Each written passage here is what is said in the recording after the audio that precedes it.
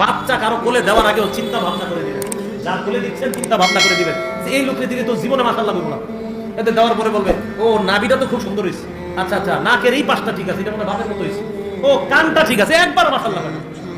এবার আপনাদেরকে আশ্চর্য একটা হাদিস না শোনাইলি নয়।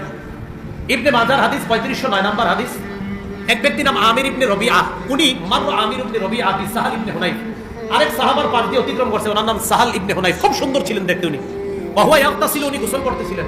ও মন দিয়ে শুনেন, আমি ওই রবিউল উলুম মাদ্রাসার মাহফিলে বলছিলাম বাচ্চাদেরকে খালি শরীরে রাখেন না, বাচ্চাদেরকে গোসল করায় বারান্দায় দাঁড় করায় দিয়েন না, বাচ্চাদেরকে অন্য মানুষের সামনে খোলা শরীরে রাখেন না, বারবার বলছি ওখানে। দেখেন এই হাদিস শুনেন, সাহাল ইবনে হুনাইফ গোসল করতেছে, ওনার পাশ দিয়ে যিনি গেছেন নাম আমের।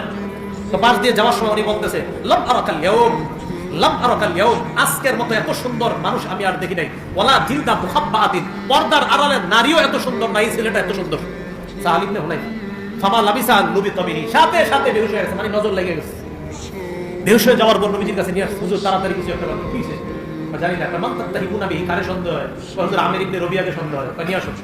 আনছে, আনার পর নবীজি পানি আনাইছে, আনার পর বললেন ওযু কর, ওযু করছে, ওযু করার পর হাইছেন না, ওযু করছে, এরপরে লজ্জাস্থানও ধৌত করাইছে, কাপড়ের নিচে লজ্জাস্থান ধৌত করায় নবীজি বললেন এই পানিটা এবার তার উপরে দাও।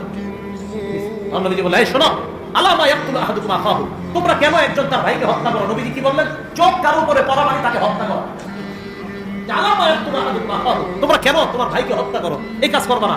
তোমরা যখন কাউকে দেখো, কোনো সুন্দর কাউকে দেখো, যদি ভালো লাগে ফালিয়াদুলাহু বিল বারাকা, আল্লাহর দোয়া করবা, বলবা মাশাআল্লাহ।